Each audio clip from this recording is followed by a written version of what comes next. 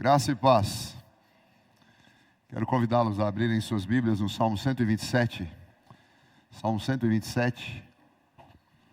Nós faremos a leitura alternada deste Salmo 127 e 128. Esses dois salmos, eles formam uma unidade, estão separados aí numericamente, mas é o mesmo Salmo. Salmo 127 e Salmo 128. Quero convidá-los a ficarem em pé para que nós façamos a leitura deles. Aqueles que nos acompanham remotamente, um bom dia a todos vocês, que Deus os abençoe e que vocês participem conosco nessa escola bíblica dominical e que Deus nos abençoe a todos. Salmo 127 e 128, vamos ler todos esses dois salmos de forma alternada. Eu lerei o primeiro versículo, vocês o segundo e assim por diante. Leiamos. Se o Senhor não edificar a casa, em vão trabalham os que a edificam. Se o Senhor não guardar a cidade, em vão vigia a sentinela.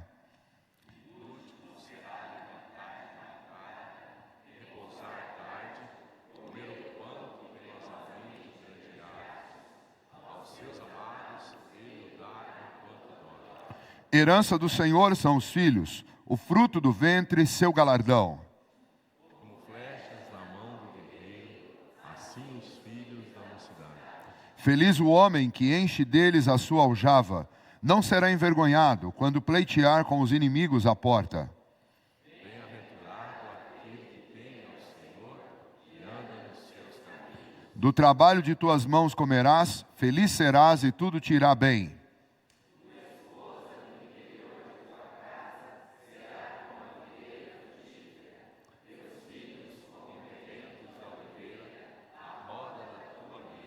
Eis como será abençoado o homem que teme ao Senhor.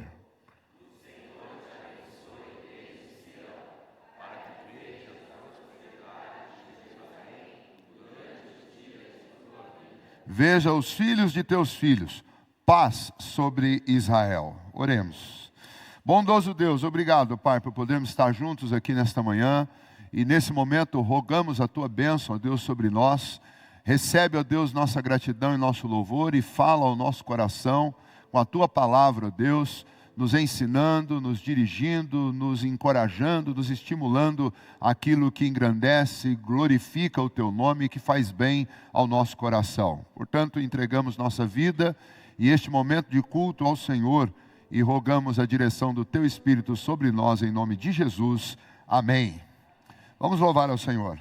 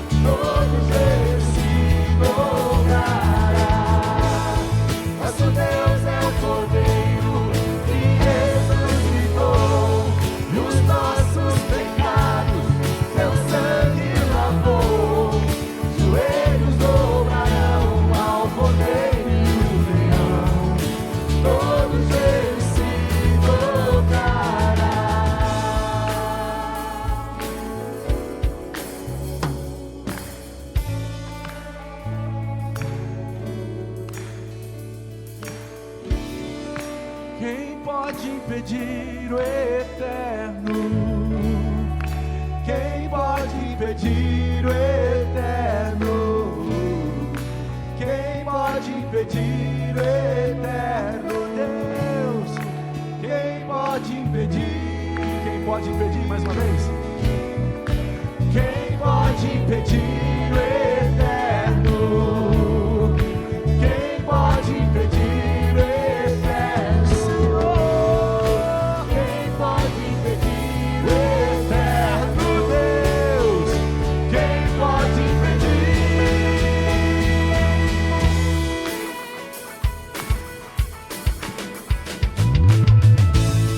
Nosso Deus é o leão, leão de Judá, ungido com poder, ele luta por nós, todos eles se dobrará.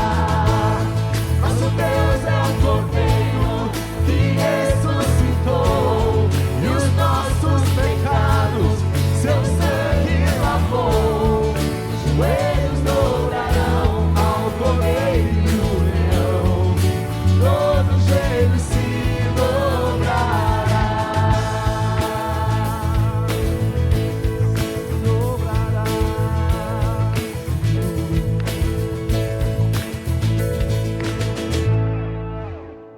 Aleluia, Senhor. Te louvamos, ó Deus. Te louvamos porque o Senhor verdadeiramente luta por nós. Quem somos nós diante do Senhor, ó Pai? Ah, se não fosse o Senhor, meu Deus. Obrigado por mais este dia de vida que o Senhor nos deu, que nós possamos estar nos alegrando, que nós possamos estar regozijando diante do Senhor, ó Deus. Obrigado por tudo, te louvamos e te agradecemos em Cristo Jesus. Amém. Amém. Podem se assentar. As classes não vão sair ainda, que nós temos um batismo infantil agora. Eu quero convidar os presbíteros que estão aqui, por favor, venham aqui à frente nesse momento.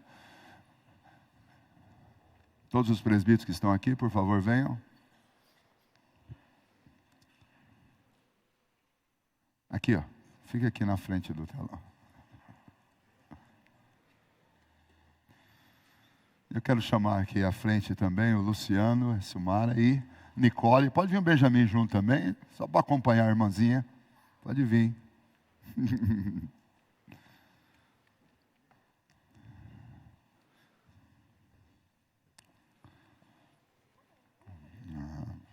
bem. Deixa eu ficar aqui do lado. Muito bem, meus irmãos. No dia de hoje nós temos o privilégio de realizar o batismo infantil da Nicole, né? A Nicole é um rebento da Oliveira. Nós lemos aqui o Salmo 128, e antes então de nós passarmos exatamente para o batismo infantil, é importante que a gente fale isso. Quando Deus fez aliança com o seu povo, Ele fez aliança com Abraão, e Ele disse para Abraão: a aliança que eu faço com você, é para os seus filhos, os filhos dos seus filhos, e até para o estrangeiro que nascer na sua casa. Porque nem todo filho nasce do ventre. Tem filhos que nascem do coração. Todos moram lá, né? Mas alguns nascem um pouquinho depois na nossa vida. E que bênção poder ter filhos assim. O Salmo 128 fala que os nossos filhos ao redor da mesa são como rebentos da oliveira. E aí são todos. Todos. Não importa como eles chegaram na nossa vida. E ele diz que os nossos filhos ao redor da nossa mesa são como brotos de uma oliveira selvagem. Eles nascem com um coração selvagem.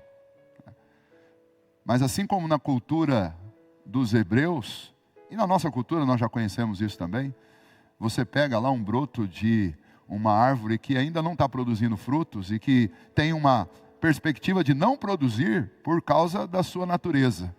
E você pega um broto, faz um corte no tronco da oliveira que é boa, produtiva, frutífera, e você enxerta aquele broto ali. É essa imagem que está sendo evocada no Salmo 128.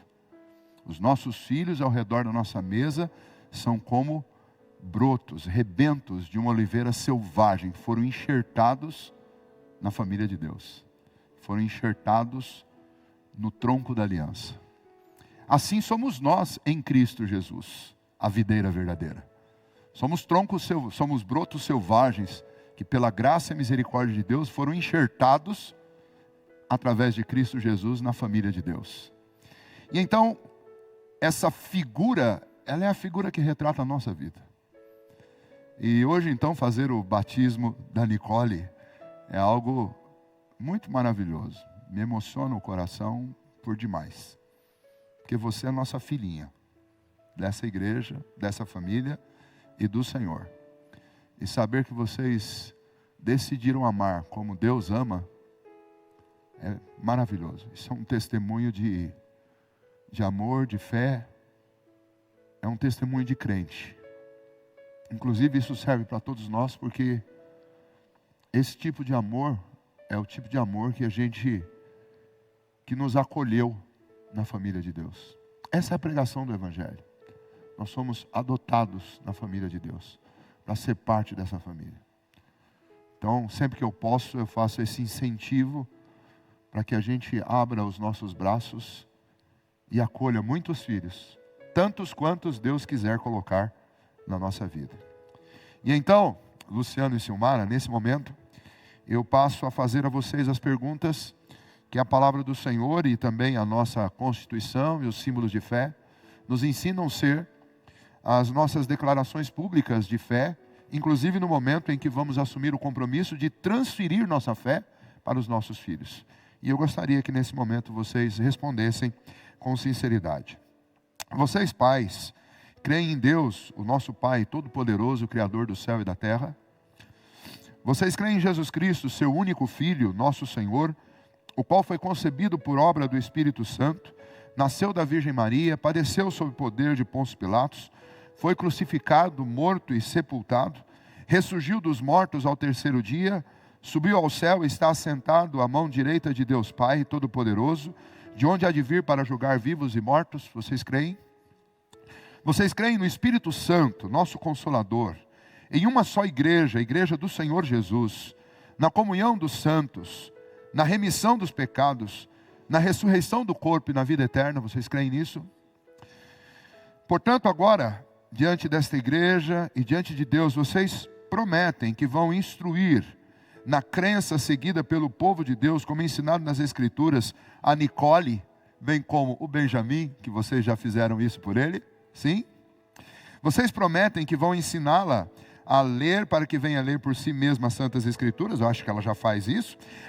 Orar com ela, servir vocês mesmos de bons exemplos de piedade e religião, e esforçar-se por todos os meios designados por Deus para criá-la, juntamente com Benjamin, na disciplina e na correção do Senhor. Vocês prometem? Vocês prometem ler a Bíblia com ela e trazê-la à igreja com assiduidade, ensinando-a desde a sua mais tenra idade a respeitar o culto divino e a participar dele? Vocês prometem isso? Vamos orar. Quero convidar a igreja a ficar em pé, por favor. Oremos. Bondoso Deus, nós te agradecemos, ó Deus, por esta casa, por esta família, ó Deus, tão cheia, ó Deus, de amor e de graça, fruto, ó Deus, da ação do Senhor no coração deles. Eu te agradeço, ó Deus, por essa família, e agora, ó Deus, te peço que o Senhor abençoe, ó Pai, a Silmara e o Luciano, ó Deus, nessa fé que eles têm demonstrado e nesse amor que eles têm demonstrado. Nós sabemos, ó Deus, que nenhuma nossas famílias, ó Deus, é perfeita. Mas, ó Deus, sabemos que todos nós estamos em construção, e nós suplicamos ao Senhor, que é o grande, ó Deus, e supremo autor da história e da família, que o Senhor continue, ó Deus, aperfeiçoando essa família, abençoando eles, ó Deus, a cada momento na história deles, e dando, ó Deus, através da liderança espiritual que os pais têm, dando a eles, ó Deus, o discernimento, a sabedoria, o comprometimento e a fidelidade ao Senhor, ó Deus, para instruírem na fé do povo de Deus a vida da Nicole e do Benjamin. Que o Senhor abençoe-os, ó Deus, e que este lar, ó Deus, cresça sólido, fundado, ó Pai, sobre o firme fundamento das nossas vidas, do Evangelho, Jesus Cristo, a pedra angular, a rocha eterna que nos sustenta. Que assim, ó Deus, o Senhor os abençoe. É a nossa oração em nome de Jesus. Amém.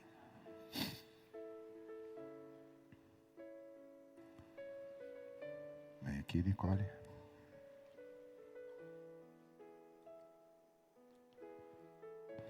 Nicole, filha do Senhor, eu te batizo hoje em nome do Pai, do Filho e do Espírito Santo. Amém. Bondoso Deus, obrigado pela vida dessa tua filhinha. E obrigado a Deus pelo Senhor, com seus laços de amor, com a tua graça e misericórdia, tê-la trazido até os seus pais e até a nossa casa. Obrigado a Deus por ela ser parte da família do Senhor. Obrigado a Deus pelo amor do Senhor que também é para ela e que a alcançou. Que ela, Deus, conheça esse amor cada vez mais, que ela viva nesse amor e que o amor do Senhor, demonstrado através da sua família e através da igreja, mas principalmente através da tua palavra e do teu Santo Espírito, que este amor, ó Deus, molde todos os momentos da vida dela e que ela sirva ao Senhor, ó Deus, com toda alegria e que no tempo certo, ó Deus, o Senhor prepare cada uma das coisas necessárias na vida da Nicole. Obrigado pelo que o Senhor já fez até aqui e muito mais obrigado pelo que o Senhor fará até a eternidade por essa sua filhinha. Em nome de Jesus que oramos. Amém. Deus abençoe. Os irmãos, por favor, cumprimentem eles e depois podem se assentar. Podem assentar, irmãos. Toca aí uma coisa. Nosso Deus é o leão.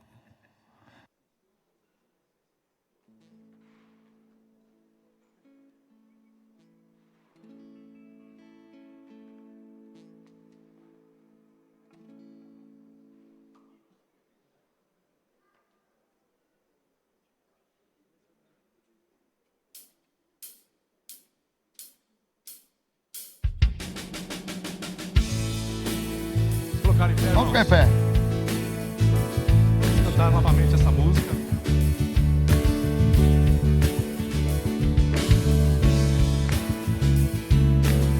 Solte a sua voz, deixe a sua voz no Senhor essa manhã.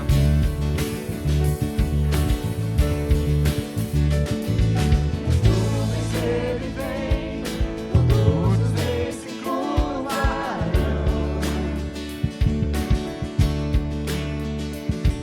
As algemas vão quebrar, de coração vamos cantar.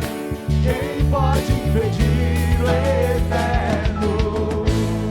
Nosso Deus é o leão, leão de Judá, rugindo com poder. Ele luta por nós, todo joelho se dobrará. Nosso Deus é o Cordeiro que ressuscitou, e os nossos pecados seu sangue lavou. Os joelhos dobrarão ao Cordeiro e o leão, todo joelho se dobrará.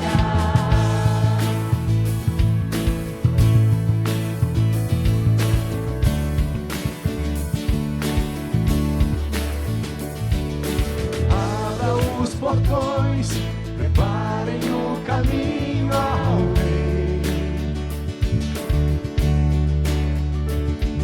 O Deus que vem salvar, veio para nos libertar.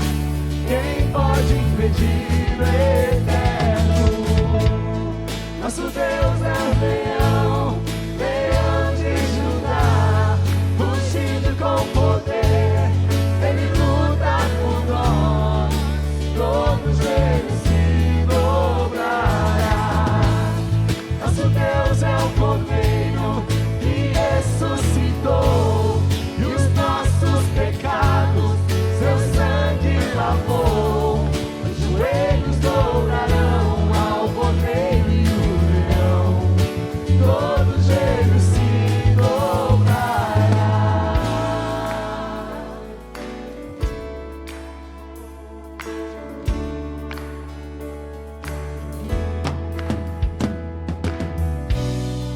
Quem pode impedir o eterno?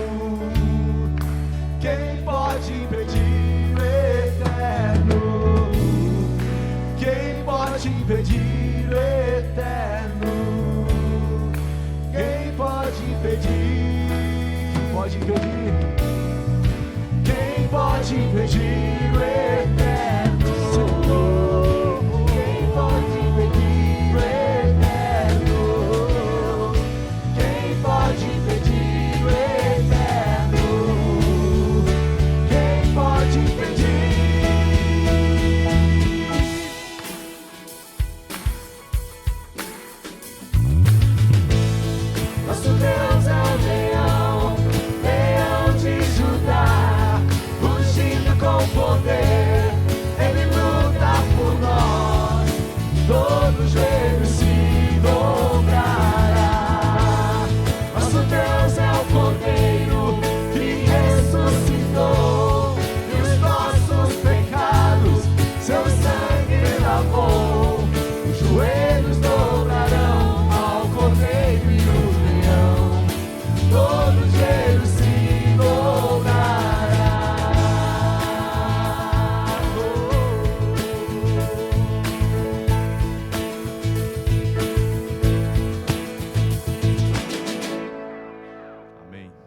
Amém. Podem assentar, irmãos. Agora sim, as classes.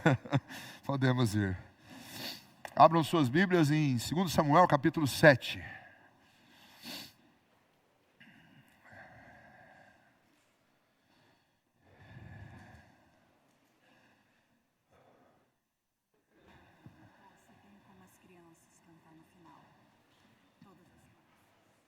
Pode vir.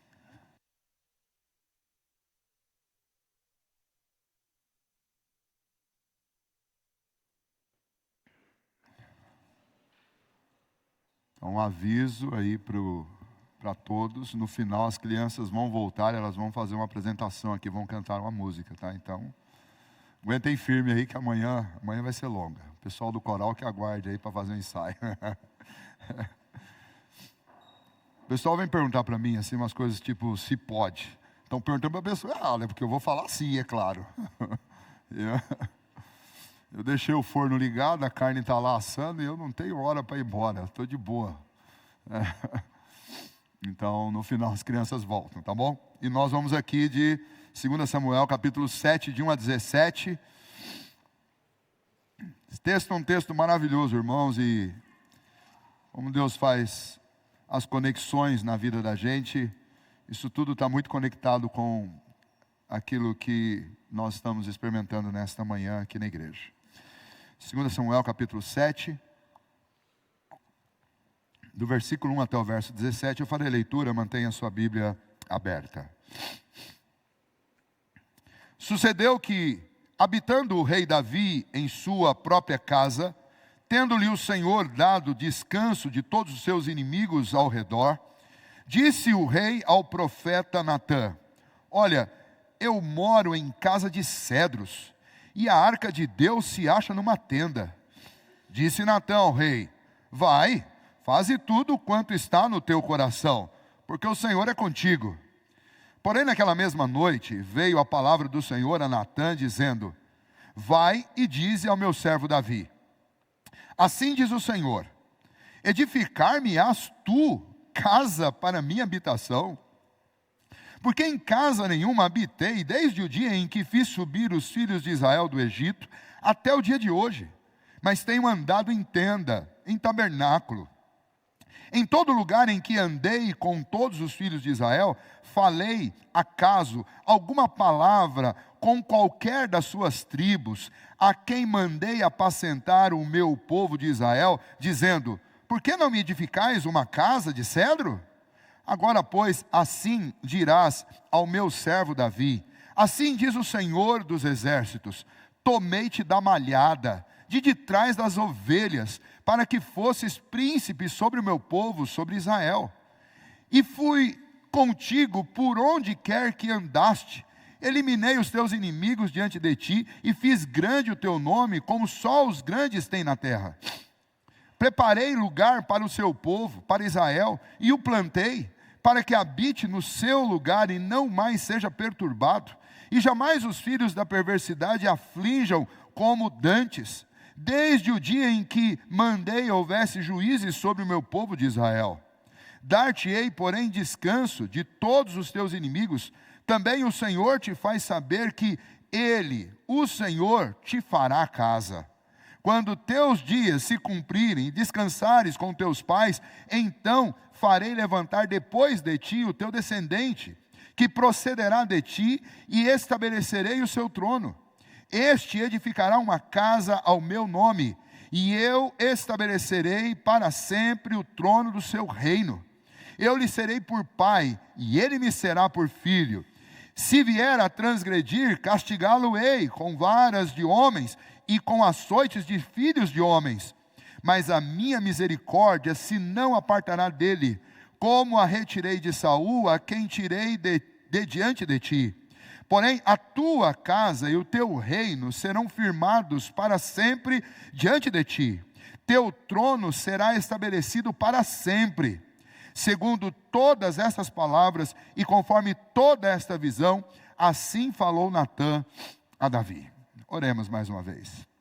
Bondoso Deus, obrigado, ó Pai, pela tua palavra e obrigado pelo que o Senhor fala conosco nesta manhã. Pedimos que o Senhor, ó Deus, nos ensine, fale ao nosso coração através deste texto. e que nós aprendamos, ó Deus. É a nossa oração em nome de Jesus. Amém.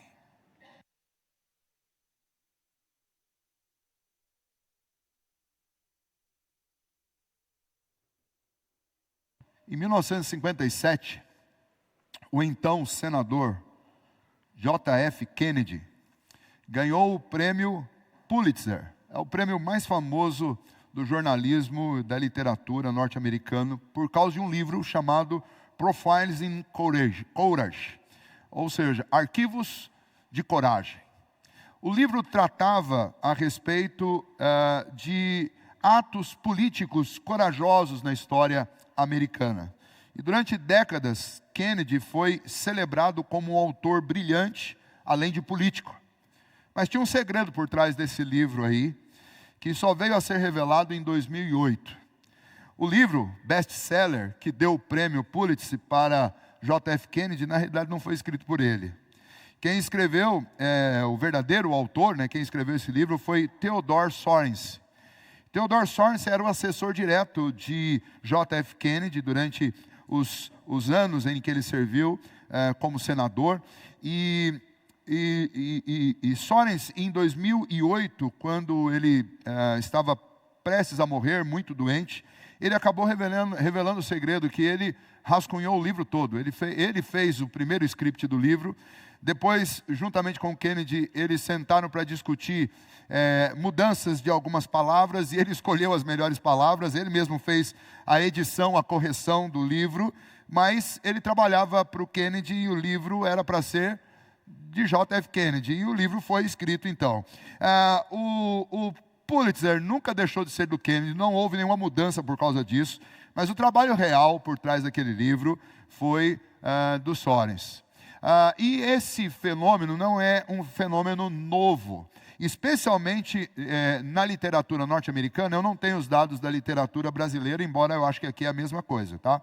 Mas na literatura norte-americana isso é muito comum. Tem um autor chamado David Fisher, um dos mais prolíficos, prósperos escritores fantasmas dos Estados Unidos.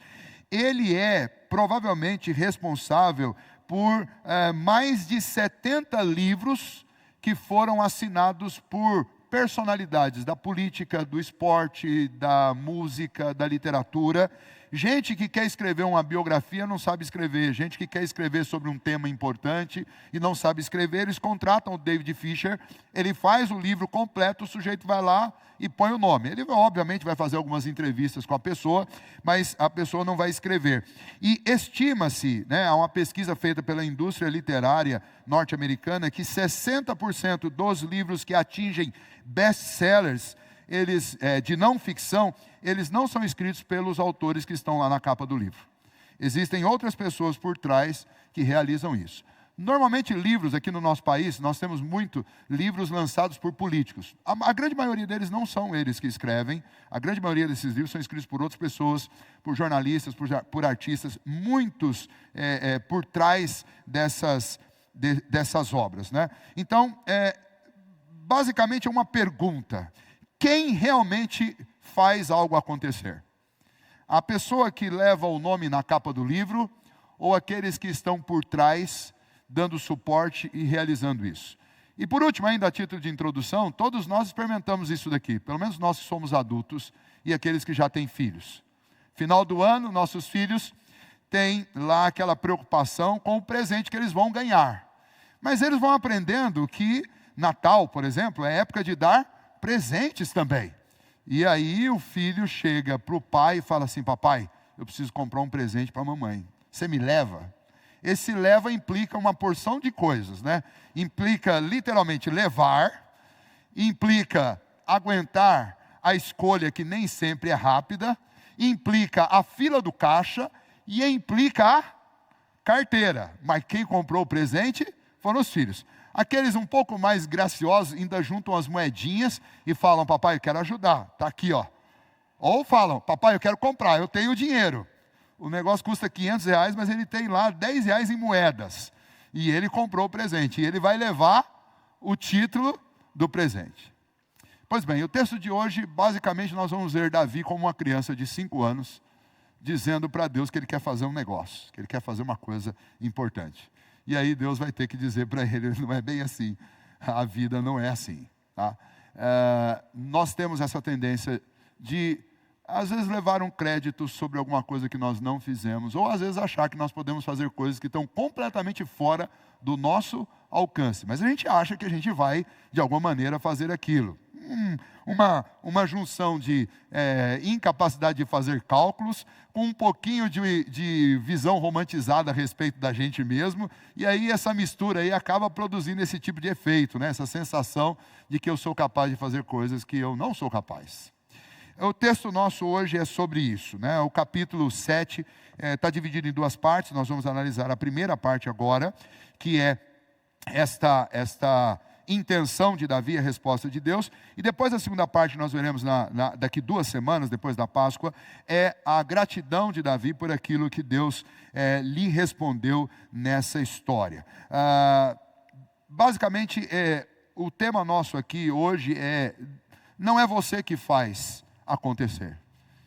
É Deus que é o Senhor da história, é Ele que governa a nossa vida, é Ele que faz todas as coisas acontecerem na nossa história. Algumas palavras-chave aí importantes para nós nesse texto, que você vai encontrar muitas vezes, especialmente no capítulo 17, nós vamos encontrar 15 vezes a palavra casa, que no hebraico é beit. E essa palavra casa, que no hebraico é beit, ela aparece aqui no texto com pelo menos 3 significados importantes, diferentes, e eu gostaria de deixar isso para você já ir guardando essa diferença e lendo aí na sua Bíblia e percebendo essas nuances. Então,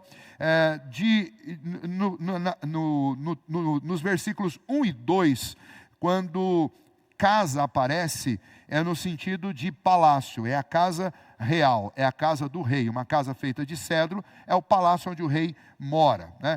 Dos versos 5 a 7, depois o verso 13, casa é templo, é a habitação de Deus, ou um lugar para cultuar a Deus. E depois, no verso 11, 16, 18 e 19, 25, 26, 27 e verso 29, nós estamos falando de dinastia.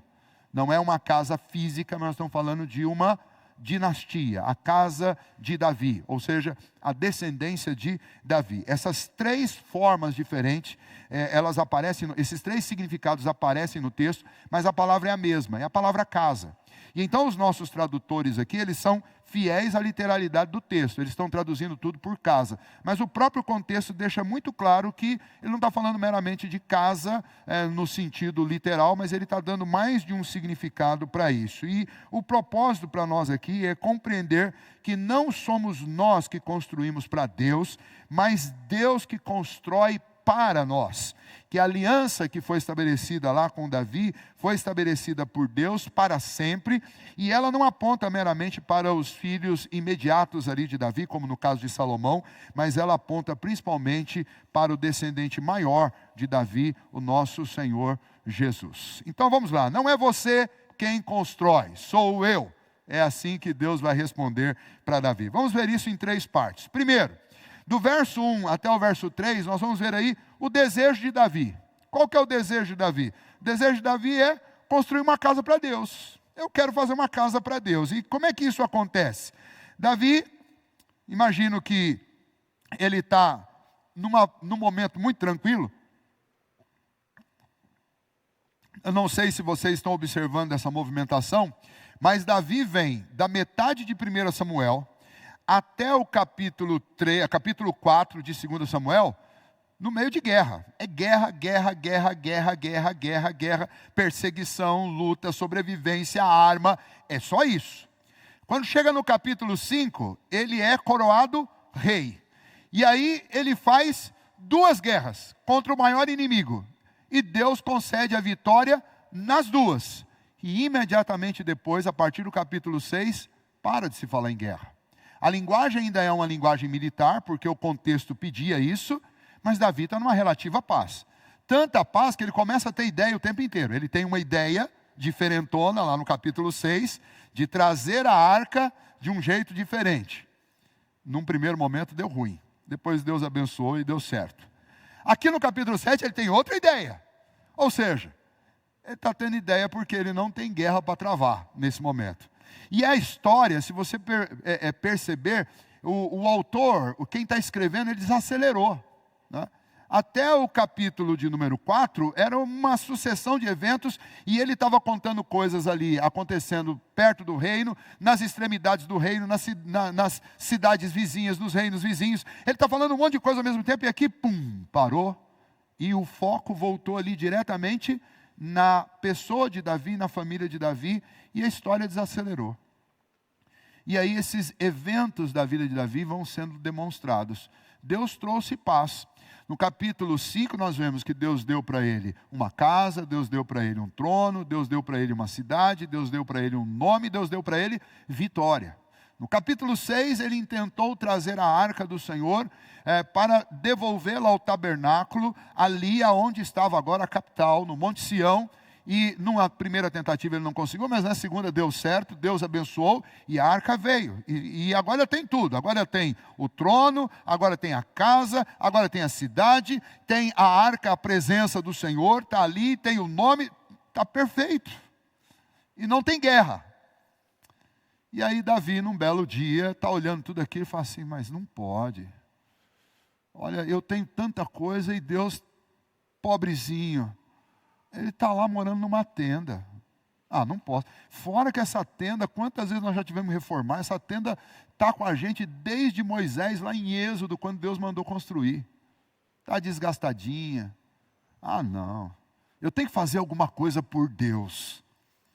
E aí ele vai até o profeta Natã, que era o profeta ali naquele momento, e chega para Natã, e aí imagina aquela conversa de amigões. Sabe aquela conversa de amigo? Numa sexta-feira, já encerrou todas as tarefas, está tudo tranquilo, a agenda está, você ticou, está tudo certo, deu checklist em tudo, está perfeito. E aí no final de tarde, de sexta-feira, que você vai curtir o final de semana, você senta com o seu amigo, começa a conversar sobre uma série de coisas, no meio da conversa você fala assim, viu, posso falar para você uma coisa que está me incomodando? Fala aí. Então, rapaz, eu estou morando numa casa de cedro, eu tenho um trono, eu tenho uma cidade de Davi, me fizeram uma casa de cedro, nós trouxemos a arca está aqui, eu tenho nome, Deus me deu nome, e só Deus, tadinho, está lá naquela tenda feia, desbotada. Eu estou querendo fazer uma casa para Deus. O que o profeta responde? Conversa de amigo de sexta-feira, fim do dia. O que o profeta responde? Davi, vai lá, faz tudo que está no teu coração, afinal de contas, o Senhor é contigo. Basicamente ele está dizendo assim, Davi, tudo que você põe a mão para fazer, dá certo. Então, você está com isso no coração? Vai lá e faz. E aí a gente já pode parar por aqui. Quando os desejos surgem no nosso coração, normalmente a gente faz o mesmo que Davi faz aqui. A gente procura alguém que a gente já tem uma previsão de que a pessoa vai fazer o quê? Vai concordar com a gente. Dificilmente, quando você tem uma ideia, você procura alguém que você sabe que vai falar assim, não faz isso de jeito nenhum. Quando a gente tem uma brilhante ideia, a gente já pega no catálogo de amigos que a gente tem, a gente tem ali um perfil de cada um deles. Quem aprovaria isso? Fulano. Fulano, quer comer uma pizza comigo hoje? Aí o fulano vem, aí você conversa, tal, até uma certa altura, fala, deixa eu falar um negócio para você. De irmão para irmão, camarada para camarada, estou com vontade de fazer isso. E o outro vai, rapaz, faz isso. Eu estou com você, estamos juntos, TMJ, estamos aí. Foi o que Natã fez. Agora vamos parar para pensar um pouquinho no conselho que Natã deu. Né? Davi estava disposto a fazer algo, mas quando Davi se aconselha com Natã, e Natã é o profeta de Deus, Natã não podia dar a resposta do amigão, ele precisava dar a resposta que era uma resposta própria de alguém que fala em nome de Deus. Philip Ryken, comentando esse texto, ele diz, Natã falou na sua própria carne, não no Espírito de Deus. Ele respondeu segundo o bom senso humano, antes de ouvir a palavra do Senhor e antes de raciocinar em cima daquilo que Davi estava dizendo. É sempre perigoso dar uma palavra em nome de Deus, ou dar um conselho em nome de Deus, sem que você tenha recebido de fato de Deus uma orientação para fazer isso. E então o conselho, ele é terrível. O conselho é: vai e faz tudo conforme o seu coração. Qual o problema disso? Esse conselho aqui está muito parecido. Natan aqui estava no dia de Fausto Silva, né? Sabe o conselho do Faustão no domingo à tarde? O importante é fazer o que seu coração deseja. É basicamente isso que Natan falou. Mas nós sabemos, porque a palavra de Deus diz isso, que o nosso coração é desesperadamente corrupto. Ah, pastor, isso não estava escrito ainda naquela época. Não estava mesmo. Mas Davi já tinha o suficiente para saber que o coração não é um bom conselheiro. Lembram que Davi já quis matar, por exemplo, Nabal? E lembram do motivo por que Davi quis matar Nabal? Porque Nabal negou um prato de comida lá para ele e para o seu exército. É motivo para matar alguém? Pode ser motivo para você ficar chateado com a pessoa, mas motivo para matar? E ele só não matou porque o Espírito Santo interferiu através de Abigail, que depois se tornou sua esposa. Senão ele teria matado um exército inteiro por causa de negar-lhe um prato de comida. No capítulo anterior, ele teve também uma ideia segundo o seu coração. Eu amo a arca do Senhor, está perfeito. Eu quero trazer a arca do Senhor de volta para a tenda, para a cidade do Senhor, está perfeito. E eu vou fazer isso do jeito que os filisteus fizeram. Só que eu vou fazer melhor, eu vou fazer um carro de vacas novinho em folha e vou trazer. Não está. Aí não está bom. O que prova que do mesmo coração você pode ter coisas boas surgindo, da mesma mente. Você pode ter ideias maravilhosas, realmente ideias aprovadas por Deus, mas você pode ter ideias terríveis. No mesmo dia, se brincar na mesma respiração. A gente consegue ter essas duas coisas brotando juntas no nosso coração. E o profeta de Deus tinha que alertá-lo. Opa, peraí, Davi, vamos raciocinar direito. O que mesmo você está querendo? Você está querendo fazer uma casa para Deus? Vamos pensar um pouquinho nisso? O descanso que Deus tinha dado para Davi, agora estava se tornando um ambiente produtivo para que Davi começasse a ter ideias que não necessariamente são boas. E aqui está um exemplo disso. R.C. Sproul diz: Davi está começando a se esquecer de quem é o verdadeiro autor da sua história. Ele está tão bem, ele está tão feliz na cidade, ele está tão feliz no trono, ele está tão feliz com o nome que ele tem, ele está tão feliz com aqueles dias, que ele está esquecendo quem é que fez com que aqueles dias acontecessem. Ele vive num palácio que Deus lhe deu, olha para o descanso que Deus lhe concedeu e pensa: agora eu vou fazer algo por Deus. Deus já fez algumas coisas por mim, agora eu vou fazer para Ele. Deus precisa lembrar Davi, como muitas vezes precisa nos lembrar, que não somos nós que construímos as circunstâncias, nem as fases ruins e nem as fases boas da nossa vida. É Deus que é o Senhor da história. Nós temos responsabilidade nas fases ruins, isso é fato. Mas ainda assim, nenhuma delas se tornaria real se Deus não estivesse por trás desse planejamento. E nas fases boas, aí eu não tenho nada. Eu não tenho responsabilidade nas fases boas. É 100% obra de Deus. E a vida de Davi é assim. Davi está vivo porque Deus lhe protegeu. Davi está no trono porque Deus lhe deu um trono. Davi tem uma cidade porque Deus lhe deu uma cidade. Davi tem um nome porque Deus lhe deu esse nome. Davi está ali vivendo em paz porque Deus lhe concedeu essa paz. E no meio disso tudo ele diz: agora eu vou construir para Deus. Voltando lá à história do John Kennedy, que eu citei para vocês no início, imagine que Kennedy olhou para aquele Pulitzer quando ele recebeu, e lá no fundo ele sabia de quem era aquele prêmio, mas ele olhou e pensou que aquilo era a sua obra. Em algum momento ele deve ter colocado aquilo na estante dele e contemplou: como eu sou bom.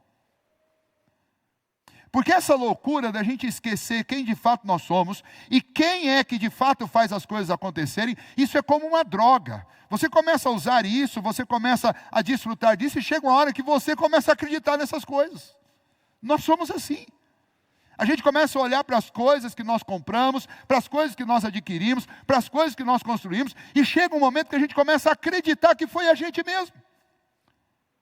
E às vezes a gente não apenas recebe o prêmio, mas a gente quer ainda contar para os outros e falar para os outros: está vendo como eu sou bom? Está vendo como eu consigo? Olhem para mim.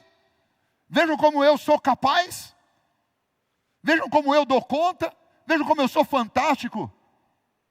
E esse texto aqui, ele foi colocado nas Escrituras, essa história da vida de Davi foi colocada aqui para nós, para nos lembrar que não somos nós que construímos nada. Deus é o Senhor da história. Deus faz. Isso serve inclusive para colocar um pouquinho de humildade no coração daqueles que olham com desprezo para os que não têm o mesmo que eles têm, ou que não dão conta de fazer as mesmas coisas que fazem. A despeito, muitos, de trabalharem absurdamente e não conseguirem os mesmos resultados. Óbvio que isso não é justificativo para ninguém que cruza os braços, que esse também é responsável pela sua própria miséria. Mas o fato é que o meu sucesso não pode ser interpretado como algo que é resultado tão somente daquilo que eu sou, daquilo que eu sou capaz de fazer. Ninguém duvida, e Davi deu provas do quão valente ele é, do quão perseverante ele é, do quão resiliente ele é na batalha, em meio à perseguição. Ninguém duvida disso. Mas a despeito disso, lá em Israel e em Judá, haviam centenas de outros homens resilientes, fortes, corajosos. Mas Deus escolheu Davi. Foi Deus que diz: eu vou fazer de você o pastor do meu povo. Eu vou fazer você o rei da minha nação. Foi Deus que fez essas coisas. Davi não era de uma linhagem especial. A linhagem dele foi transformada numa linhagem especial, mas ele não era. É Deus que está fazendo isso. Então, assim, o ponto para nós aqui é cuidado.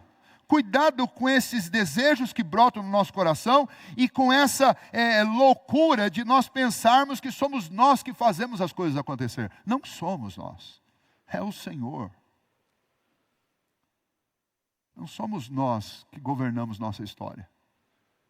Nós temos um poder limitadíssimo de tomar decisões que vão ter resultados positivos ou negativos na nossa vida, e nós vamos ter que colher os frutos daquilo que nós fazemos.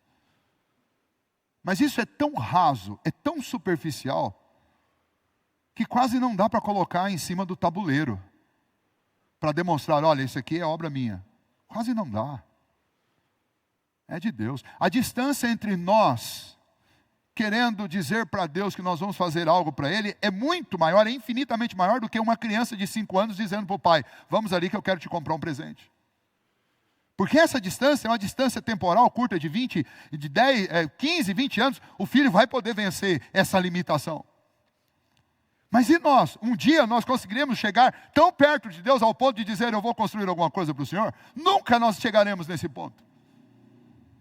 Então veja que é menos ousado uma criança de 5 anos dizer para o pai: quero lhe comprar um presente sem ter nem um centavo no bolso, do que Davi dizendo para Deus: eu quero construir uma casa para Deus. Ou seja, é algo absurdo, é algo que, apesar de parecer algo bonito, bacana, é algo que perigosamente dá ali alguma pista de que Davi estava se esquecendo de quem ele era e de onde ele veio e quem foi que fez aquelas coisas todas na vida dele. E o profeta, aí tem aqui para o profeta e para aqueles que querem ser pregadores, conselheiros, para nós que somos responsáveis, líderes espirituais da igreja, cuidado com o tipo de conselho que você dá, que nós damos. O conselho foi: vai, faz conforme o teu coração. Mas se um dia eu der esse conselho para vocês, por favor, não me ouçam, porque certamente eu estarei louco.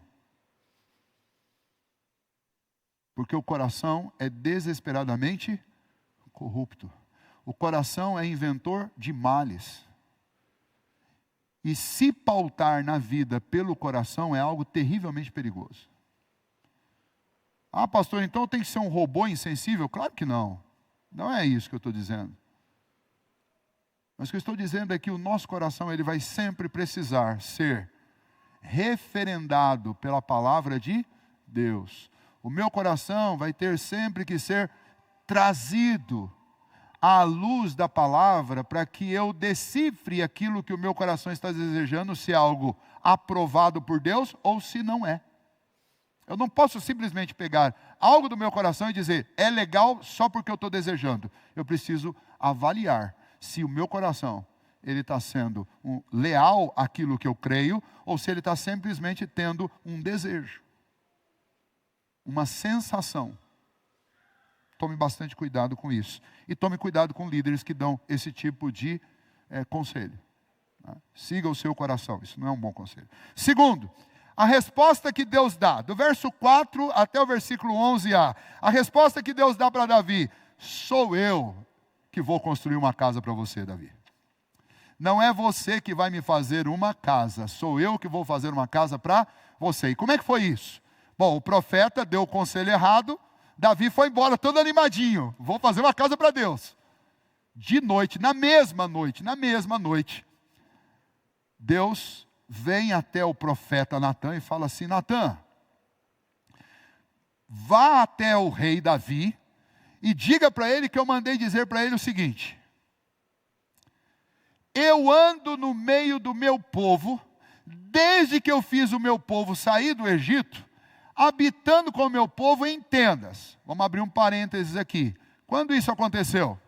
Deus tira o povo lá do Egito, e o povo começa uma peregrinação que, por causa da própria desobediência, por causa da idolatria do povo, ela acaba durando 40 anos para Deus corrigir alguns erros e Deus implantar neles a fé e a crença no próprio Deus que os livrou.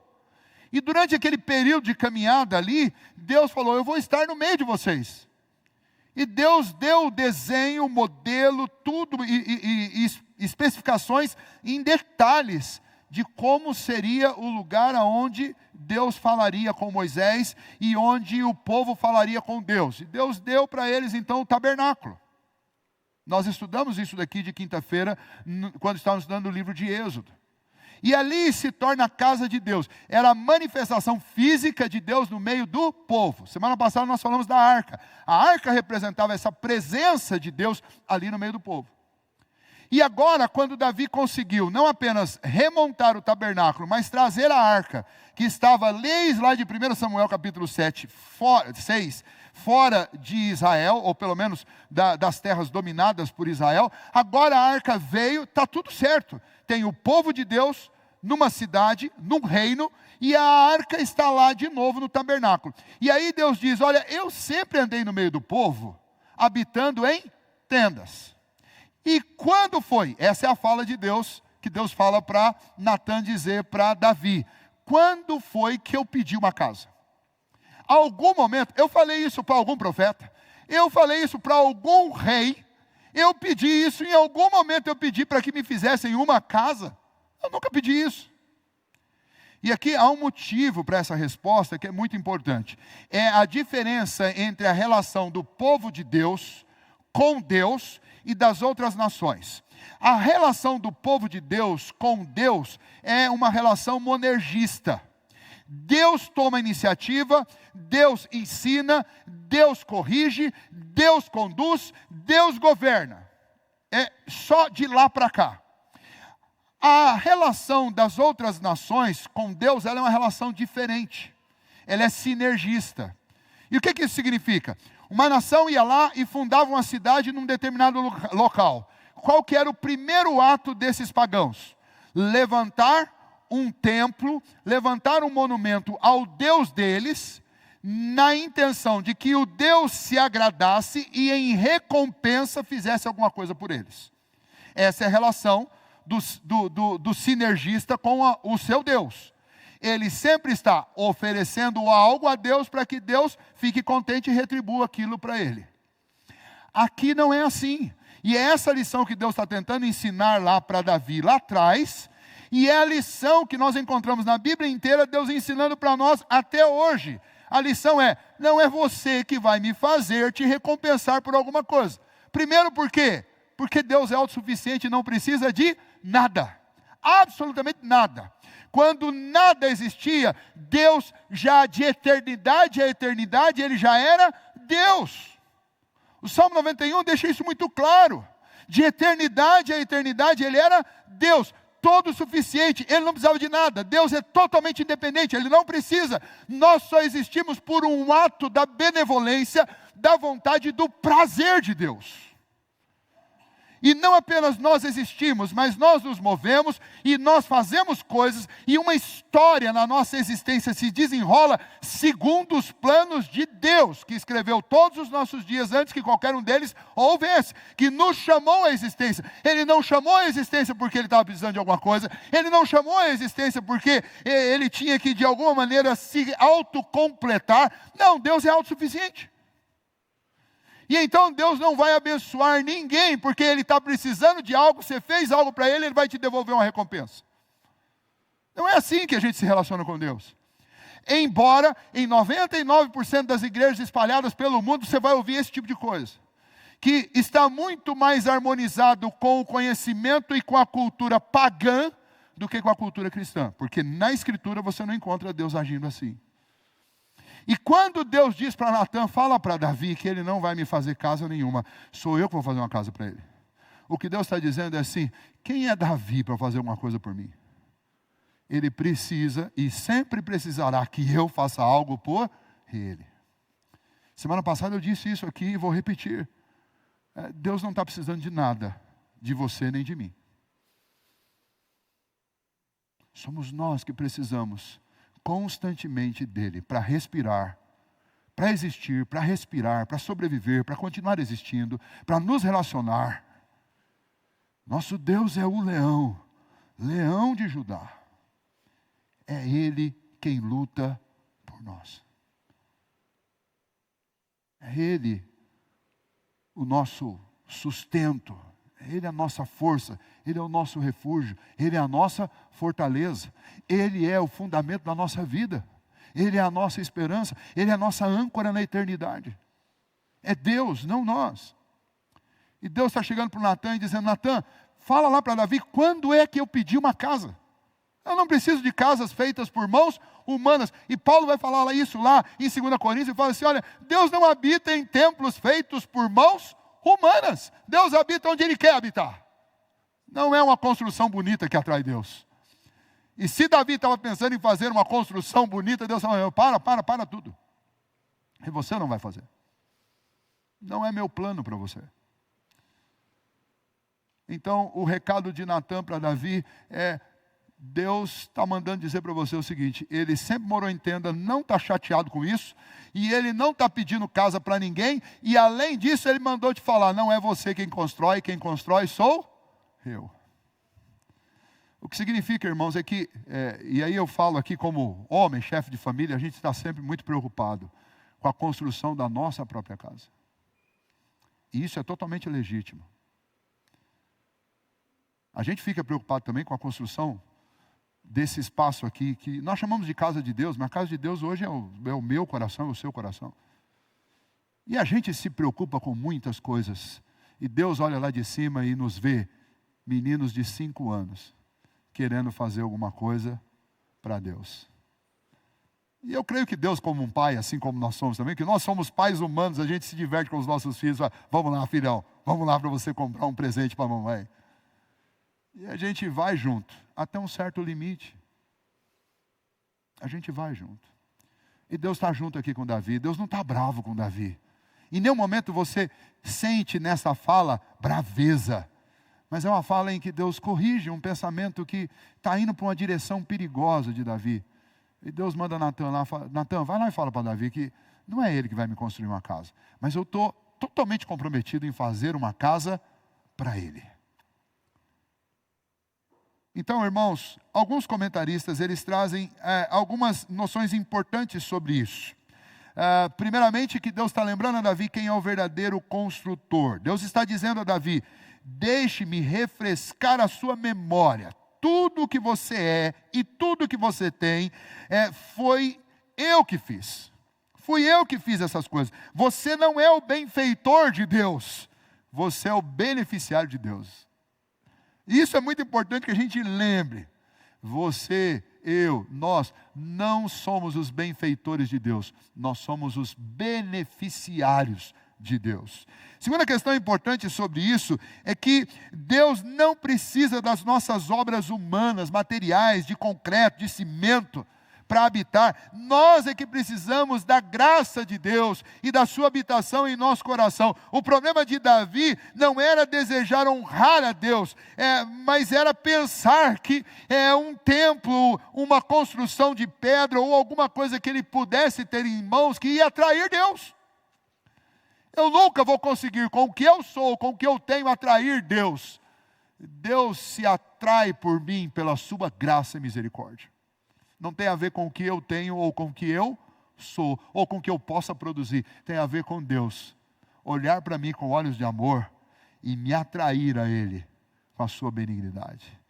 Ainda é importante lembrar aquilo que a nossa confissão, a confissão de fé no capítulo de número 7, ela diz assim: a distância entre Deus e a criatura é tão grande que, embora as criaturas racionais lhe devam obediência como seu Criador, nunca poderiam fruir dele como sua bem-aventurança ou um tipo de recompensa, senão por alguma condescendência voluntária da parte de Deus, a qual lhe aprouve expressar por meio da aliança graciosa conosco. Ou seja, eu nunca poderei obrigar Deus, ou colocar Deus contra a parede, ou fazer com que Deus frua para mim alguma coisa. Eu não posso pressionar Deus a fazer isso. Eu só posso contar com a benevolência, com a benignidade, com a graça dele em me oferecer algo que eu não mereço. Tiago 1, versos 17 ou verso 17 diz: toda boa dádiva, todo dom perfeito vem lá do alto, descendo do Pai das luzes, em quem não pode existir variação ou sombra de mudança. Ou seja, todo presente que você ganha, todo dom que Deus te dá, tudo que bate na sua porta, vem lá do trono de Deus. Não é algo que Deus está te devolvendo em termos de recompensa, porque você fez algo por Ele. E isso move e muda, inclusive, a maneira ou a nossa motivação para fazer as coisas que nós sabemos que como crente deveríamos fazer. A minha motivação não pode ser buscar recompensa. Quer um exemplo onde a gente é muito tentado nisso? Nos dízimos e nas ofertas. Por que eu devo trazer dízimos e ofertas? Porque Deus estabeleceu isso como um princípio para a nossa vida. Está no Antigo, está no Novo Testamento, aliás, está antes da própria lei. Nós temos o próprio Abraão dando exemplo, antes de haver lei, trazendo dízimos a Melquisedeque. É um princípio universal. E é um princípio que, aliás, diga-se de passagem, administrativamente ajuda você a organizar a sua vida, porque quem aprende a viver com 90% do que ganha, significa que já aprendeu a cuidar da economia familiar. Porque significa que você está vivendo com menos do que o que você ganha. E o grande problema, o problema crônico da nossa sociedade é gastar mais do que ganha. Quando eu consigo me organizar para tirar 10% e viver com 90% que eu ganho, pronto, você já venceu o maior desafio de educação financeira que existe na vida de uma pessoa, que é aprender a viver com o que ganha. Você aprendeu a viver com 90% que você ganha. Além do que é um princípio espiritual. É uma regra, é uma norma que Deus estabelece. Então, pastor, eu vou fazer isso para Deus me abençoar. Não vai, então é melhor não fazer. Não estou dizendo que é para você desobedecer, mas estou dizendo que é melhor você não fazer com esse sentimento, porque não é isso. Você deu, pastor, eu vou dar o dízimo, porque se eu não der o dízimo, a igreja vão cortar a luz da igreja. E isso pode acontecer. Isso pode acontecer, mas a sua motivação não pode ser essa, porque você não vai construir para Deus. Deus é dono do ouro e da prata. Se Ele quiser que a luz seja cortada, ela vai ser cortada. Mas se Ele não quiser, Ele não depende de nenhum de nós para isso. Ele simplesmente faz acontecer. E vai acontecer. Porque Ele é dono do ouro e da prata. Agora, no que tange a mim, eu tenho um princípio para obedecer. Eu obedeço ou não? A Deus não é obrigado a fazer nada por mim porque eu estou obedecendo. Deus não me deve nada porque eu sou um dizimista fiel há 40 anos. Não me deve nada, absolutamente nada. A piadinha, eu não consigo sair, né? Só para vocês relaxarem um pouquinho, né? Diz que o pastor estava ensinando para o irmão lá sobre o dízimo. Então, tem que dar uma parte para ele. Tem, quando você é um agricultor, né? Quando você receber a colheita, né? Então você tem que separar a parte que é de Deus. Aí diz que o dia da colheita o pastor chegou lá e estava lá um montão gigante lá. Aí o pastor falou assim, cadê a parte de Deus, meu irmão? Ah, pastor, então, eu estou fazendo o que o senhor mandou. O que é? Eu falei assim, eu faço aqui um monte, e faço um monte do lado com 10%, e eu entrego para Deus, eu jogo para cima. Se Deus pegar, é dele. Mas ele não pega, ele está dando para mim de volta, então está ficando tudo aqui. Piada ruim, né? Mas tá bom, tá bom. Terceiro. Primeiro, Davi tem um desejo, quero construir para Deus.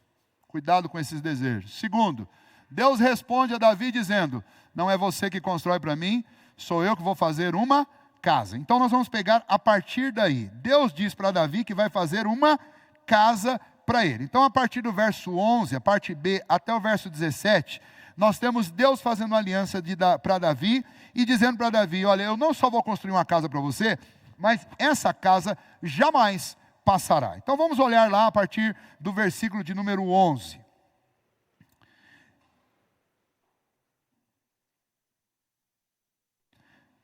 Parte B, dar-te-ei, porém, descanso de todos os teus inimigos, também o Senhor que te faz saber que Ele, o Senhor, te fará casa. Ou seja, a maneira como essa frase está construída, não é uma casa palácio para Davi, porque Davi já tem um palácio. Então, basicamente, o que ele está dizendo aqui é que, Davi, você não vai construir um templo para mim, mas eu vou te fazer casa. Eu farei de você uma casa. Ele está falando de dinastia. Eu farei de você uma dinastia. A aliança que Deus estabelece aqui com Davi é essa. Veja o verso 12. Quando teus dias se cumprirem, descansares com teus pais, então farei levantar depois de ti o teu descendente, que procederá de ti, e estabelecerei o seu reino. É difícil de falar de quem ele está falando aqui. Num primeiro momento, ele está falando de Salomão, sem dúvida alguma. Por que nós sabemos disso? Por causa da história que nós já conhecemos. Mas para quem ouviu isso aqui a primeira vez, como Davi, é difícil saber. Porque Davi já tem um monte de filhos. Lembra lá do capítulo 5? Lembra lá do capítulo 1? Davi está fazendo filho, um atrás do outro, com todo mundo. Todo mundo das suas esposas, tá? Fique claro isso. O problema é que não era uma esposa só, eram várias. Infelizmente, depois que ele se tornou rei, ele adquiriu também o hábito de se deitar com as concubinas. E aí a família de Davi vai avançando. Então, num primeiro momento, para a gente ser justo com quem leu isso daqui, aliás, com quem vivenciou isso daqui, quando Natã falou para Davi, fala, um descendente, qual descendente? Nós sabemos aqui que quem sucede Davi e quem vai construir um templo é Salomão. Mas Deus não está falando só de Salomão. Por quê? Veja na sequência. Verso de número 13. Este edificará uma casa, aqui é templo, tá? Aqui é o terceiro sentido da palavra casa. Este edificará uma casa ao meu nome, e eu estabelecerei para sempre o seu trono. Trono de Davi. Eu lhe serei por pai e ele me será por filho. Opa! Agora eu estou falando de um outro rei, não é o Salomão.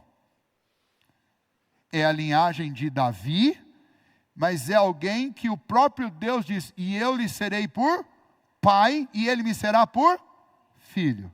Lá em Lucas, que nós estamos lendo, vocês vão ver, hoje a mensagem é a anunciação. Hoje nós vamos ver lá em Lucas, por exemplo, que o filho de Maria, ele é chamado de o descendente de Davi. E isso é verdadeiro em dois aspectos, pelo menos. Primeiro, Maria era da linhagem de Davi. Segundo, Deus estabeleceu aquela dinastia como a dinastia através da qual Deus levantaria o descendente que seria o nosso Redentor, o Messias, o descendente de um reino que jamais passaria, no sentido da aliança também. Jesus Cristo é dessa linhagem, é a linhagem da aliança. Então veja, o que Deus está dizendo para Davi? Davi, eu faço uma promessa para você, e Natan está transmitindo isso para ele. Primeiro, tem três distinções sobre essa aliança aqui. Primeiro, a morte não vai anular a aliança que eu estou fazendo com você hoje aqui, Davi. Olha que baita presente, você chega para Deus, quero fazer uma casa para você, Senhor. E Deus diz, não, você não vai fazer casa para mim. Eu é que vou fazer uma casa para você. E deixa eu te dizer, a morte não vai derrubar a sua casa. Isso aqui é maravilhoso, porque se você lembrar, Saul, o próprio Deus se encarregou de destruir a casa dele. Ele foi ungido rei, mas ele perdeu o reino, os seus filhos perderam a sucessão real, e a casa de Saul literalmente caiu. Isso era comum entre aqueles reinos naquela época. E quando Deus chega para Davi e faz essa aliança, Deus está dizendo para ele, não vai acontecer com a sua casa o que aconteceu com as outras casas. Não vai acontecer. Então significa, a morte não anula a aliança que eu estou fazendo com você, e ela não derruba a sua casa. Veja o verso 14 e 15, o pecado não a destrói. É o segundo aspecto dessa aliança. A morte não anula e o pecado não a destrói. Olha aí, verso 14. Eu lhe serei pai e ele me será filho. Se vier a transgredir, a profecia que deu uma beliscada lá no futuro, lá em Cristo Jesus, ela volta aqui. Ela volta para Salomão. Ela volta para a linhagem sucessória consanguínea. E diz, se vier a transgredir, castigá-lo-ei com vara de homens e com aceites dos filhos dos homens. Mas olha lá o verso 15, mas a minha misericórdia se não apartará dele. Isso aqui é extraordinário. O que Deus está dizendo para Davi é, Davi, o pecado não anula a minha aliança com você. Vai trazer o quê? Vai trazer castigo. Vai trazer disciplina. Mas vai acabar com a aliança? Não, não vai. Não vai. E a gente pode lembrar um pouquinho da história, se você avançar no tempo um pouco, vai chegar um momento em que Israel vai se dividir em dois reinos, reino do norte e reino do sul. Esses dois reinos vão se afastar de Deus, e Deus vai discipliná-los com um novo exílio. Israel e Judá vão ser levados para a Babilônia, vão passar um período de exílio, a grande maioria da população vai ser morta, e dos que sobram, nem todos temem a Deus, mas nós lemos na história que sobra um toco, um remanescente, e quando esse toco, esse pequeno remanescente volta, Deus continua sendo o Deus deles, Deus continua falando com eles, Deus continua abençoando eles, e Deus continua sustentando essa casa e levanta a casa de novo. Porque a aliança é essa, a morte não acaba com esta aliança, com esta casa, e o pecado não a destrói. Mas há um terceiro aspecto ainda dessa aliança, está lá no verso 16, olha lá. Porém, a tua casa e o teu reino serão firmados para sempre diante de ti. Teu trono será estabelecido para sempre. Ou seja, o tempo não esgota essa aliança. A morte não anula, o pecado não destrói, e o tempo não esgota essa aliança. Essa aliança que Deus faz é para sempre. O que significa que quando nós somos salvos por Cristo Jesus e o declaramos como nosso Senhor, nós somos graciosamente introduzidos nesse reino. Celebramos, honramos e nos rendemos ao descendente maior da casa de Davi, que é o Senhor Jesus. E este reino estabelecido pelo Senhor, através dessa aliança davídica, que apontava para Cristo, em Cristo Jesus deixou de ser um reino nacional e político e passou a ser um reino espiritual. E eu pergunto a vocês, quando esse reino vai acabar? Esse reino nunca acaba. Ele está estabelecido para sempre. E um dia, esse soberano Senhor, leão da tribo de Judá, descendente de Davi, ele virá com poder e grande glória. O conheceram como um cordeiro, mas chega o dia que ele vem como um leão. E ele vai aparecer do ocidente ao oriente, todos os olhos verão, todo joelho se dobrará, toda língua confessará que ele é o Senhor. Ele colocará todos os inimigos debaixo dos seus pés, ele fará novo céu e nova terra, e ele reinará com os seus pelos séculos dos séculos, porque a promessa do Senhor não se esgota com o tempo. A aliança que Deus estabeleceu não pode ser desfeita. E você e eu fazemos parte dessa aliança. E eu preciso guardar essas 3 informações sobre essa aliança. Eu não posso esquecer. A morte não acaba com essa aliança. O pecado não destrói essa aliança. E o tempo não esgota essa aliança. Lembra disso. Quando você estiver gerando filhos. Quando você estiver criando filhos. Porque os seus filhos, assim como você e como eu, eles vão fazer bobagem. E assim como eu e você, eles vão morrer.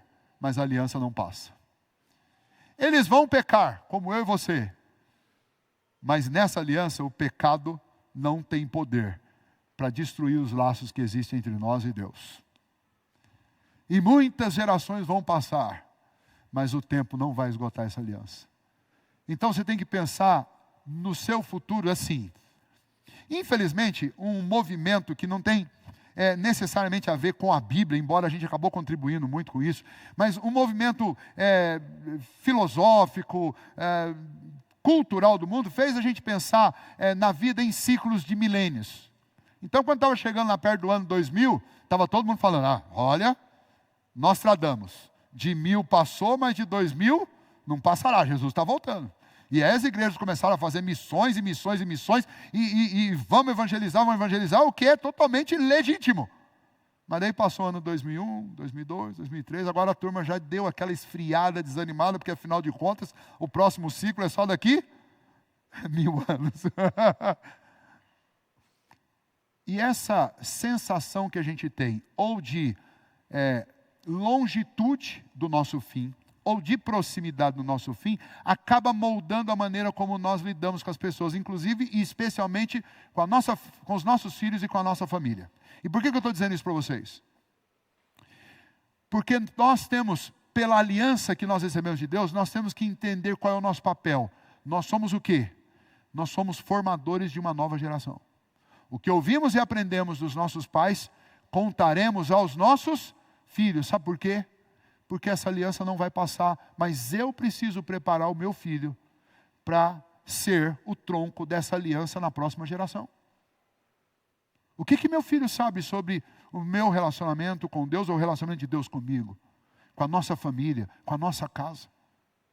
Eu preciso transmitir muito mais do que ensinar meu filho a ganhar dinheiro, ou a gerenciar o dinheiro que eu já tenho. Muito mais do que isso, eu preciso ensinar para o meu filho fé. Então a maior cobrança que nós temos que ter sobre os nossos filhos não é sobre como eles têm lidado com o dinheiro, mas a maior cobrança que eu preciso fazer ao meu filho é como ele tem lidado com Deus, como que ele tem se relacionado com Deus. Por isso acertaram mais aqueles pais lá do passado que obrigavam os filhos a vir na escola dominical do que os pais fofinhos, bonitinhos, cheirosinhos, parecendo um urso de pelúcia de hoje em dia, que de manhã vai na porta do filho. Filhinho, príncipe do papai, princesa, vamos na escola dominical? Não, então fica aqui, viu? Papai te ama. Nós vamos lá, vou orar por você. E deixa ele gostosamente dentro do quarto.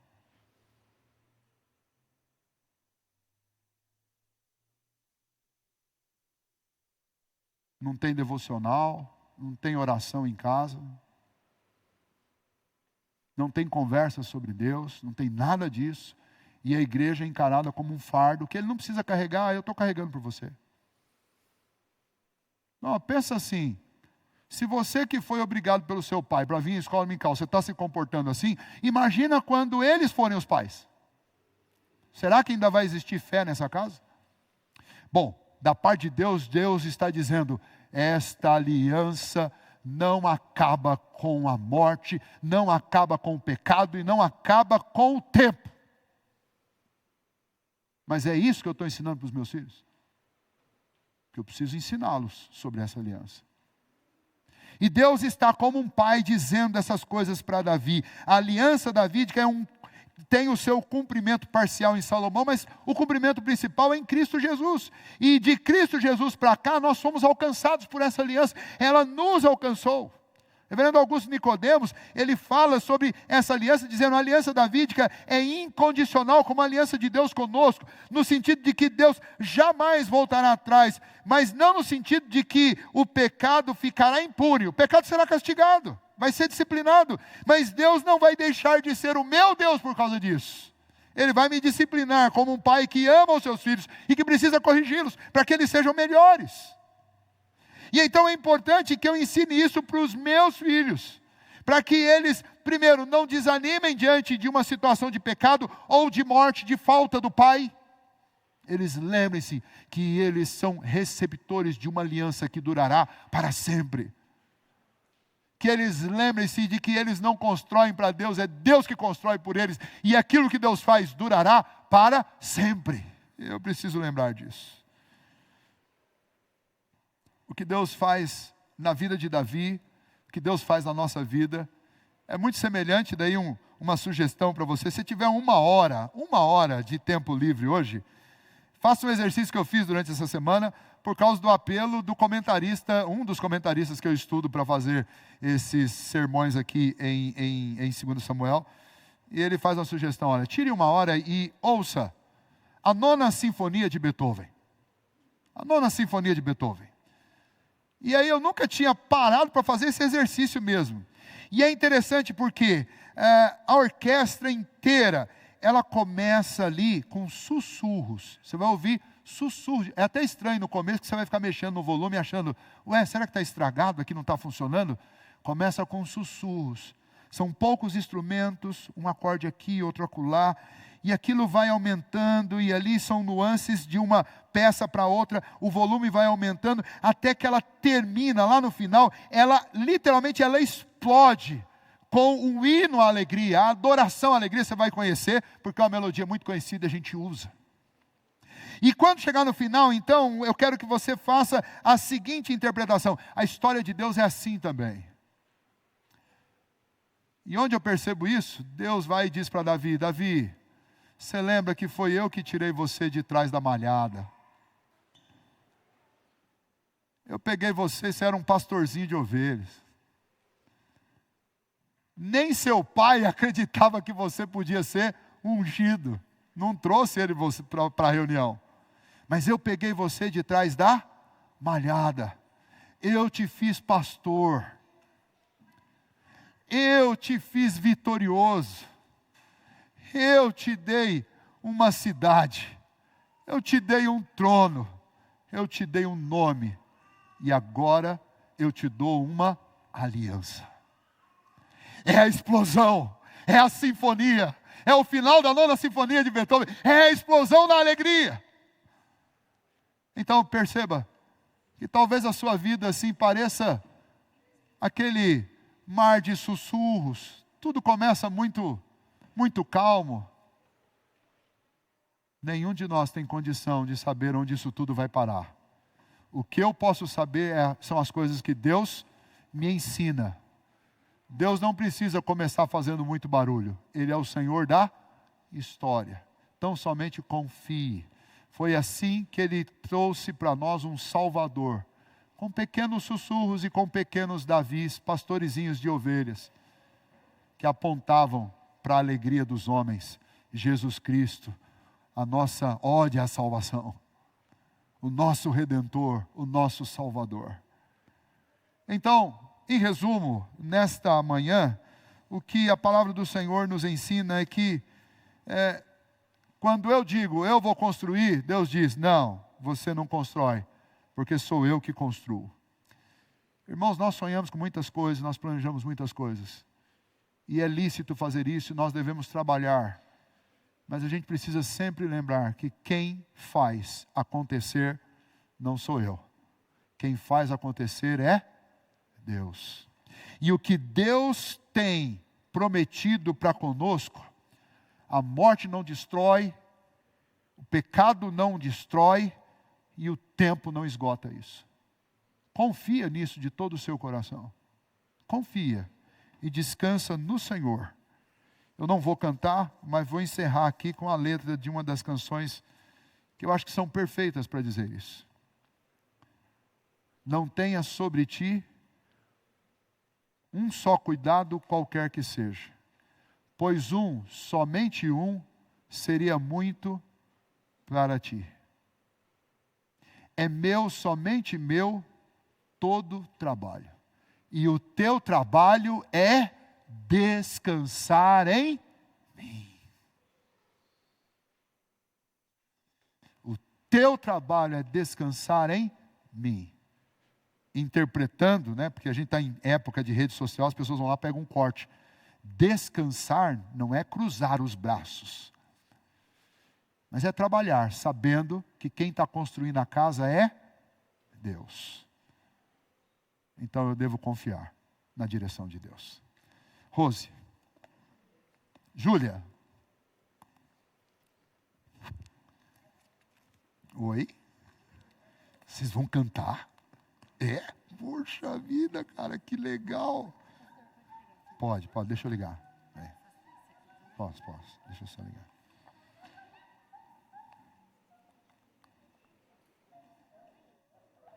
Obrigado. Vou por ali. Bom dia, igreja. Bom dia. Podem subir aqui, por favor, as crianças? Hoje eu cantei uma música com as crianças no louvorzinho, na abertura do culto infantil. E ficou tão bonito que eu gostaria de chamar toda a igreja para cantar com a gente, tá bom? Então, vou pedir para todos ficarem em pé. Ela é bem facinha, bem dinâmica, tá bom? E eu quero que todos participem, tá? Acho que tá muito... Vem um pouquinho, vem todos para cá, ó. Acho que fica melhor, fica mais pertinho da tia. Vem, Benjamin, para cá, ó. Pietro, isso. Ficou melhor. Vamos começar com as palmas?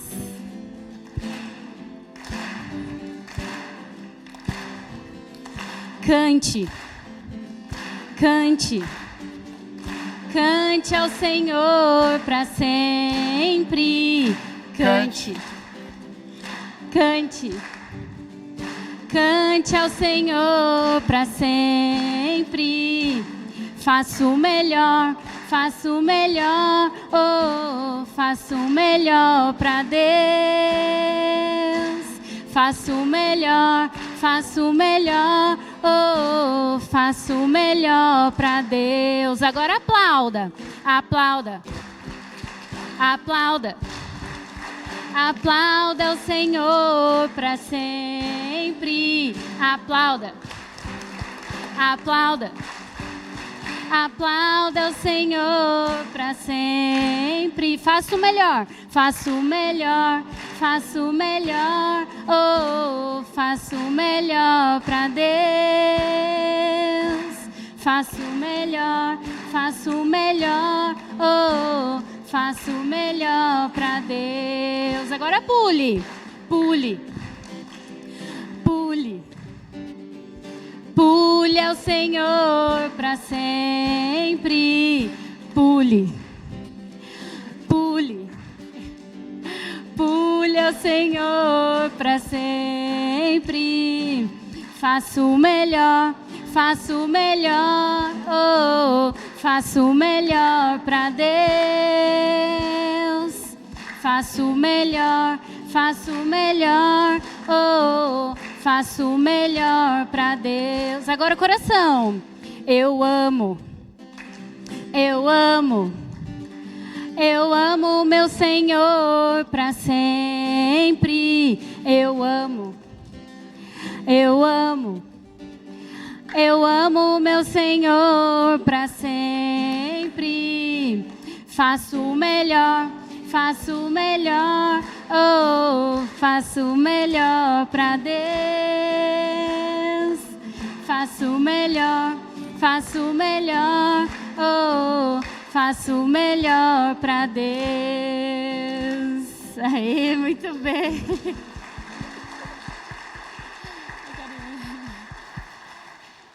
Amém. Deus abençoe, crianças. Podem se assentar. Para sentar os irmãos também. Obrigado, hein? Gostei de ver. Pode fazer sempre. Muito bem, cantor. Esse aqui é um microfone. Fala aí. Oi. Oi. Muito bem. Isso aí. Bom. Irmãos, nós estamos encerrando já. Eu quero comentar os aniversariantes. Nós temos vários hoje. Vou pedir que venham aqui rapidinho à frente. O Gustavo Henrique de Souza, o Bruno Adalberto, a Vanessa Valim, o Márcio Pereira de Souza, Caleb Soranço, o Hélio Azevedo. Deixa eu começar a entregar aqui, aqui, Bruno, e o Gustavo. Desce, Gustavo. Márcio. Do Gustavo, está aqui? Não, acho que eu te dei Gustavo, não dei do Gustavo, dei da Vanessa, tá? Do Gustavo. Caleb. A Vanessa. Cadê a Vanessa? Não, a Vanessa Valim. Ceciliato. O Hélio Azevedo. Neuci. E o Fernando e a Kelly. Já voltaram da classe ou ainda estão lá? Estão na classe ainda.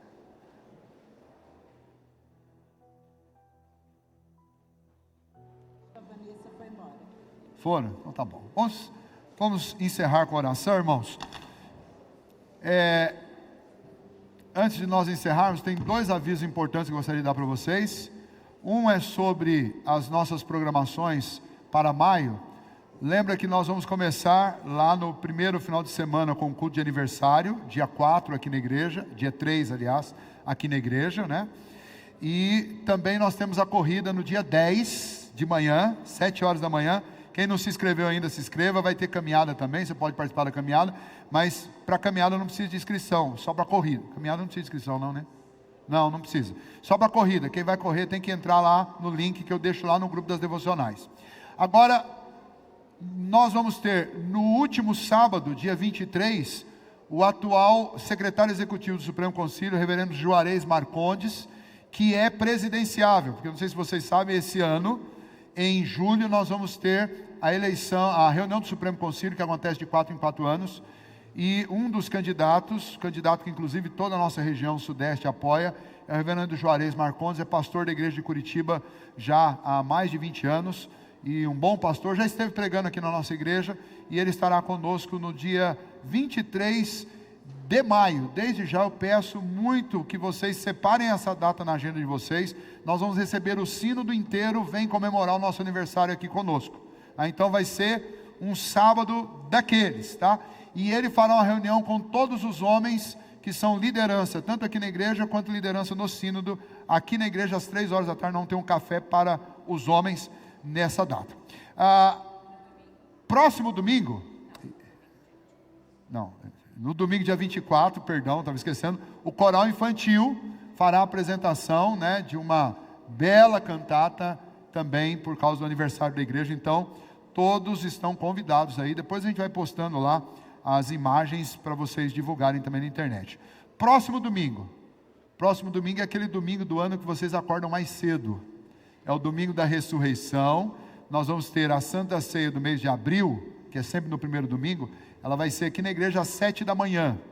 Nós temos o culto da ressurreição às 7 da manhã. E depois do culto, um café da manhã comunitário, que a gente sempre faz com todo mundo aqui. Nós vamos aproveitar a sombra. No domingo que vem não vão estacionar os carros ali, que nós vamos montar a mesa do café para o lado de lá, por causa desse sol estalando que está aí. Então nós vamos ter que ficar para o lado de lá, tá bom? Então, lembrando a todos, próximo domingo, 7 horas da manhã, culto da ressurreição. E à noite a cantata de Páscoa do nosso coral, tá bom? Então todos estão convidados. Vamos ficar em pé, nós vamos orar nesse momento. Bondoso Deus, nós te louvamos, ó Pai, te agradecemos por esse momento de encontro na tua casa, e agora especialmente pela vida desses irmãos que completam mais um ano de vida. Obrigado, Deus, por eles. Obrigado por suas histórias. Obrigado, Deus, pelo que o Senhor tem feito na vida de cada um, e rogamos as tuas bênçãos, a renovação da tua bondade, da tua misericórdia sobre eles a cada momento. Pedimos, ó Deus, que o Senhor fique conosco nesse dia, nos ajude, ó Deus, a refletir sobre a mensagem que ouvimos, nos ajude a confiar, ó Deus, na construção que o Senhor está fazendo da nossa casa, e que, ó Deus, nós possamos ser sempre gratos, ó Deus, porque o Senhor nos alcançou, o Senhor nos sustenta, e é o Senhor que mantém a nossa casa, a nossa família em pé. Portanto, ó Deus, ajude-nos, ó Pai, a transmitir isso para os nossos filhos também, para que eles também amem e confiem no Senhor. Assim nós te suplicamos nessa manhã e te agradecemos em nome de Cristo Jesus. Amém. Deus abençoe, excelente domingo a todos. Pessoal do coral, vem rapidinho aqui para frente, por favor. Tá bom.